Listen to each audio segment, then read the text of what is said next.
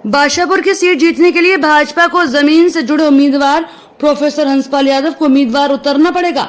भाजपा को चाहिए कि यूपी वाली गलती न दोहराएं। पैराशूट नेता जनता को नहीं भाते। जैसे जैसे हरियाणा में चुनाव का समय नजदीक आ रहा है, दोनों ही पार्टियों में उम्मीदवार उतारने में कशमकश लगी हुई है।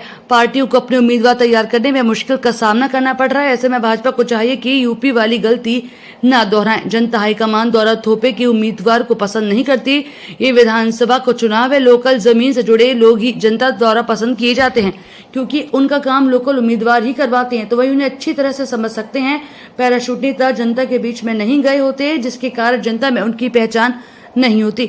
यूपी का इलेक्शन हारने का एक बड़ा कारण यही था कि प्रोफेसर हंसपाल यादव बादशाहपुर से बीजेपी के प्रबल दावेदार है, लंबे समय से पार्टी के साथ जुड़े हुए हैं और जनता भी उन्हें काफी अच्छी तरह से जानती है। प्रोफेसर हंसपाल यादव ने कहा कि बादशाहपुर को आदर्श विधानसभा बनाने के लिए वचनबद्ध हैं।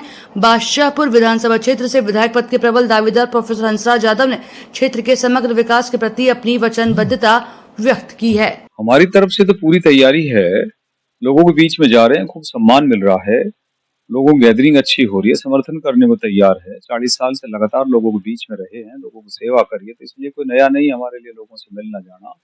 अब तो संगठन को तय करना है कि इस आदमी को उतारना है मैदान के अंदर, तो जैसे ही पर्ची सामने आ जाएगी लोगों से दोबारा मिलना शुरू कर देंगे। लगातार चले हैं हम लोग। मेरे हर क्षेत्र की अपनी अपनी कोई बातें होती हैं, उम्मीदें होती हैं, समस्याएं तो पूरी दुनिया में ही पाई जाती हैं। बादशाहपुर के अंदर तो मोटे तौर पर कहें तो कारपोरेशन में कुछ एक सफाई की समस्याएं थी, वो हमने दूर कराने का प्रयास किया है। ड्रेनेज सिस्टम को भी सुधारने का प्रयास किया है। अफसरों से हम बातचीत करते हैं, अफसर को जितनी भी समस्याएं हैं, गंदगी की है, सफाई की है, पानी की, उसको दूर करने का प्रयास करते हैं। हमारे यहाँ पर जैसे एक हॉस्पिटल बहुत अच्छा बनना चाहिए, बादशाहपुर असेंबली के अंदर हम बनवाने का प्रयास करेंगे। मेरे गांव में जमीन है, उसमें बातचीत चल रही थी, बन नहीं पाया, लेकिन उसको हम सिरे चढ़ाएंगे। और एक अच्छा सा हम स्टेडियम बनाने का प्रयास करेंगे, जहाँ पर मल्टी फैसिलिटी की सुविधाएं हो, तो बच्चों को अच्छी अच्छी गेम्स की सुविधाएं मिले और बच्चे रिप्रेजेंट करें, पूरे कंट्री को करें, देश और दुनिया में हमारे गौरव को बढ़ाए। क्योंकि हरियाणा का जो प्रतिनिधित्व है ओलंपिक्स के अंदर सबसे ज्यादा है, तो हम चाहते मेरे हल्का जो सबसे बड़ा हरियाणा में, वहां पर प्रतिनिधित्व बच्चों का सबसे ज्यादा हो। उसके लिए हम प्रयास करेंगे कि इस तरह का स्टेडियम भी बने। सड़कों की, पानी की, बिजली की जो रोजमर्रा की समस्या हम लोगों की सुनते हैं और दूर भी करते हैं, और प्रशासन कर भी रहा है। परसों रोज की मैं बताऊं कि बादशाहपुर में टंकी फूक गई, हमने तुरंत उसी दिन चेंज करा दी है। टीकली गांव में ऐसा हुआ, हमने तुरंत चेंज कराई।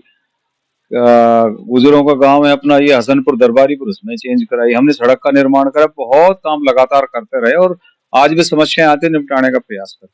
नहीं, महिलाओं की सुरक्षा तो देश की सुरक्षा है, सर्वोपरि सुरक्षा है। इसके लिए केंद्र सरकार भी संजीदा है, हरियाणा सरकार भी संजीदा है, हमारा समाज भी संजीदा है। और जहां तक मेरे से व्यक्तिगत सवाल को पूछोगे, तो मैं मानता हूं कि हमारी बहन बेटियों की और की इज्जत समाज के अंदर पूरी तरह सुरक्षित रहनी चाहिए। और मेरा जो योगदान इस विषय में होगा, पूर्ण रहेगा।